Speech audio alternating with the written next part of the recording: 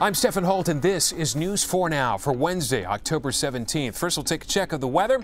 There's a slight chance of rain tonight. Tomorrow will be clear but chilly. Highs only getting into the upper 40s.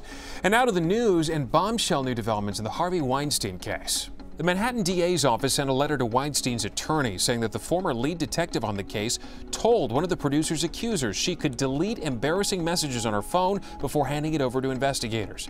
The letter said she did not delete anything, but it comes just a week after the same detective was accused of not telling prosecutors about contradictory claims made by a key witness. Prosecutors say they plan to move forward with the case. Weinstein has denied ever having non-consensual sex, and his lawyer said he will ask to have the charges dismissed. A new low for contraband at Rikers Island. This video appears to show an inmate and his visitor allegedly smuggling drugs in a child's diaper. You can see the mom passing the baby girl over to her inmate dad, and the Correction Officers Union said it was all a way to get the drugs through the jail's search procedures.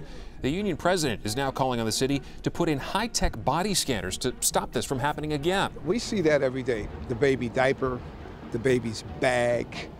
The baby, they use the kids. A mystery illness has paralyzed dozens of children nationwide, and now it's been detected here in the tri-state.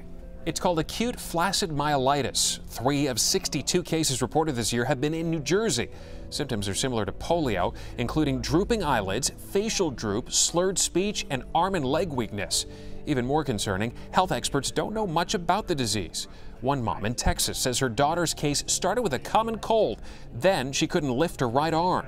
She had to lay on the floorboard of our car. It was too painful for her. In Brooklyn, 2 brutal attacks on men in the Hasidic community have people demanding answers and action. We need to make sure that New Yorkers are protected, no matter what ethnic background you're from. Community leaders want the Brooklyn DA to file hate crime charges in an attack on a Borough Park man. An arrest has been made in the case, and law enforcement sources say investigators are looking at new evidence that the charges could be upgraded. On Monday, another guy allegedly attacked a Hasidic man with a tree branch. He was charged with a hate crime. And finally, no, there was not a winner in last night's Mega Millions lottery drawing, but there are still 2 new millionaires in the tri-state. $1 million ticket was sold in Elmont, New York, the other in Morris Park, New Jersey. Both tickets matched every number in the drawing except for the Mega Ball. So far, neither winner has come forward. The jackpot in Friday's drawing, that's grown to $900 million. Good luck. And that's all for News 4 Now. Stick around for a full report on the latest in the Weinstein case from the I-Team's Jonathan Dienst. I'm Stefan Holt. Thanks so much for watching. Detective Nicholas DeGuadio, seen here helping to lead Weinstein away in handcuffs, is no longer on the case, but his actions raising concerns. Prosecutors today said DeGuadio told one of the alleged Weinstein victims she could delete information off her cell phones before turning them over to authorities. The allegation contained in a letter sent by prosecutors themselves to Weinstein's defense lawyers. The detective allegedly telling the woman, "We won't tell Joan."